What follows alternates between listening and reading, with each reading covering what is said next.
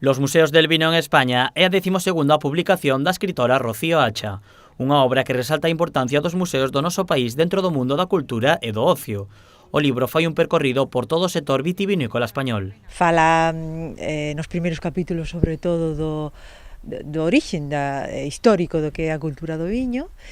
E logo, fai un recorrido por todo o que é as paisaxes do viño, as arquitecturas vinculadas co mundo do viño, para finalmente desembocar en todo o que significan os museos, os centros de interpretación e as bodegas musealizadas que, de alguna maneira, son as que albergan todo o patrimonio cultural vitivinícola español. A publicación é o resultado dun exhaustivo traballo de documentación dunha tese doutoral.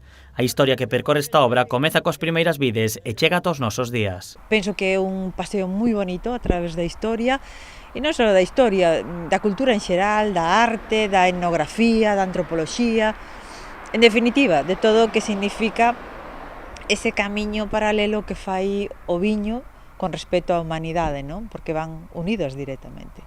O libro non está dedicado só aos amantes do viño e da viticultura. A linguaxe coidada da escritora permite aos principiantes descubrir este mundo.